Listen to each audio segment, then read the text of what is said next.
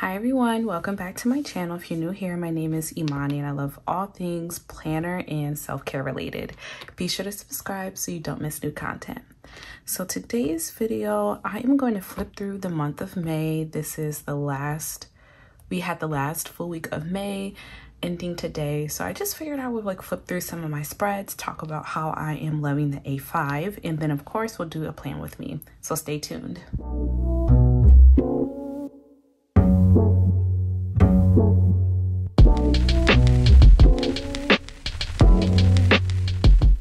So let's start first with the planner flip through. So on the left hand side here, I have a few, I'll call them like card stocks. They're about the size of like a business card. These are from Cloth and Paper. One says inbox, the other says memo, and the other one says goals. I think this is a really good tool to use if you just want to jot something down really quickly, or if you have something to highlight for a particular day, you can put the date up here at the right hand side and then just write down like 3 quick things you need to do. I mean, you could write down an affirmation, a Bible verse, a reminder, an appointment card. This is really good if you need to make an appointment for the future and you just want to write down the details really quickly. So that's why I have these over here. And as you can see, inbox is not used, memo is not, but goals definitely is. So I'm not going to show goals, but those are really great for just jotting down quick ideas. Here on the behind this sort of side panel here, I just have a few planner cards, mainly decorative.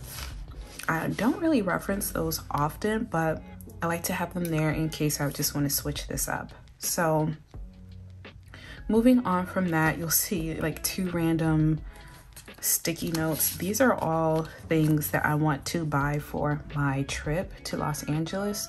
So if you are not aware, I'm going to Los Angeles soon, and I did a whole plan with me a couple videos ago and updated it last video. So I'll be sure to link those in the description box below. But this is just how my brain works. Like sometimes I randomly remember that I need to do things and then I write them down. So the first thing you see is this dashboard from Cloth and Paper. It's vellum and it's see-through, which is why I use it up here so I can see straight to my monthly view.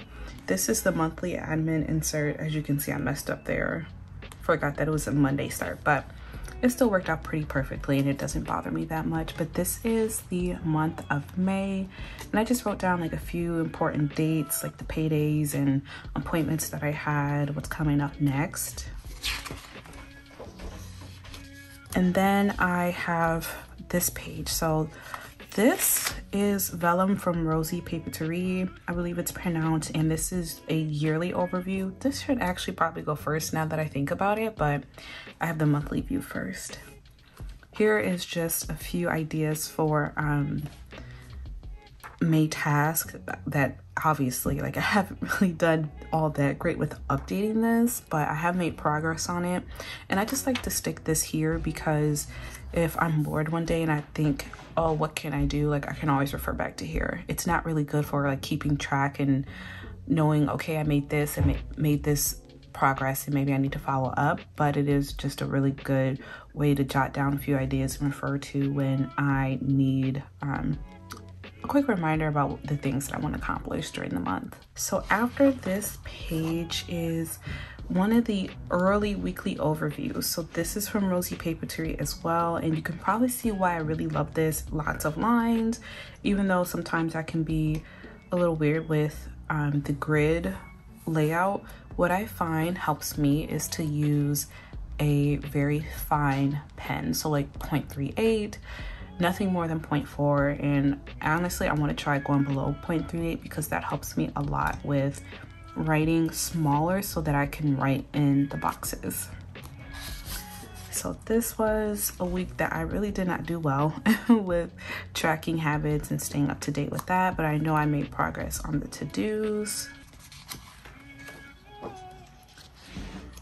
Here is the weekly overview for the following week. As you can see, sometimes I don't really update my weekly overviews, which is why I like to have a daily layout as an option because, half the time I'm not really looking at what I have for the week. The week just helps me to lay out everything, and then the dailies or even sticky notes is what I use to manage myself on a day-to-day basis. So here is also another Rosie Paperterie layout. I like to call this like a weekly daily because although there's space for, you know, your daily to-dos and your daily layout, there's also a space for weekly as well. So I like that this is very versatile and you can use it for both weekly and daily planning. As you can see, I missed out on a few days, but as you know, like I'm very do what's best for you. So on some days, you know, I have the capacity to sit down and write out everything. Other days, I'm sitting down at my desk, whether I'm at work or here at home, and I grab a sticky note and I plan and I do everything there. So it all depends on what you need. So for the following week, this was another layout I used, the Rosie Paperterie weekly, daily mix.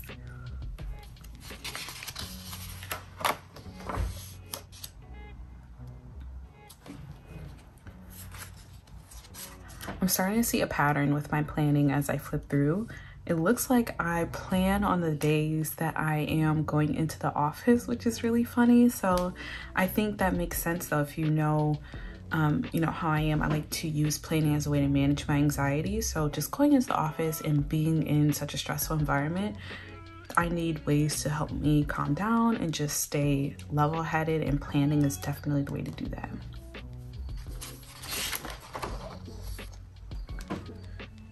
So here is a day, this is May 4th, where I used this layout from Element Paper Co. I have had this for a very long time. I think I got this back in, I want to say like 2018, 2019, when I was first introduced to the A5 layout and like cloth and paper and just sort of like minimal planning. I think that's when I bought this. So I was cleaning out my planner supplies at the end of April and found this layout and said, you know what, I'm gonna use it. And it actually worked out pretty well. There's plenty of space for to-dos. I mean, you have your schedule right here. You can write down anything you need right there.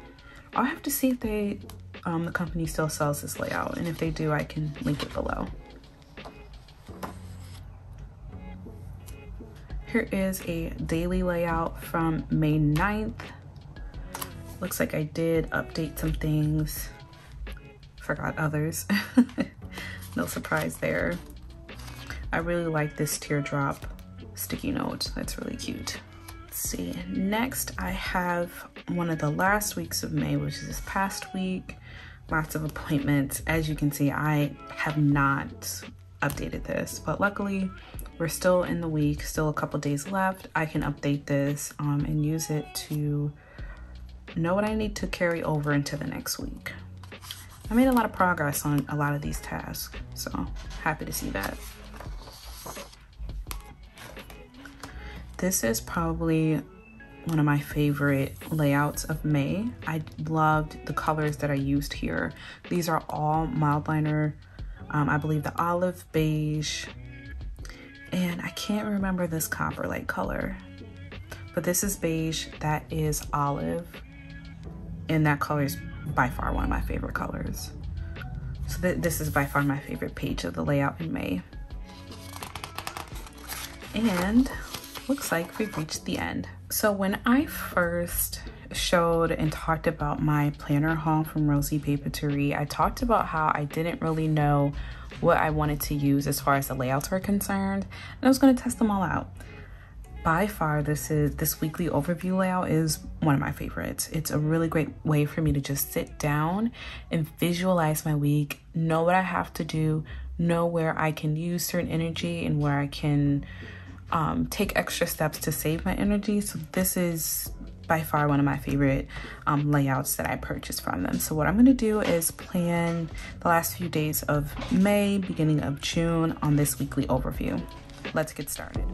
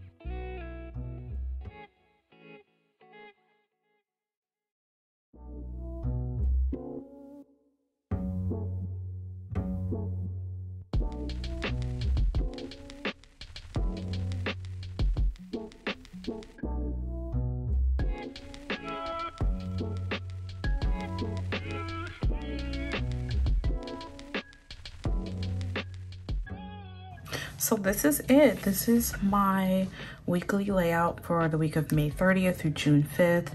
As you can see, very minimal. I love it. Absolutely love these colors, beige and olive. That's kind of been my theme for my planner layouts lately, and I don't plan on stopping because I love it. I love how neutral it looks, but it does add a pop of color and make all of this really pretty and aesthetic to look at. And I don't think there's anything wrong with aesthetic planning sometimes.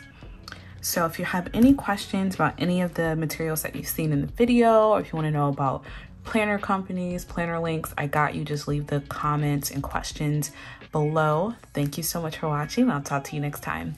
Bye.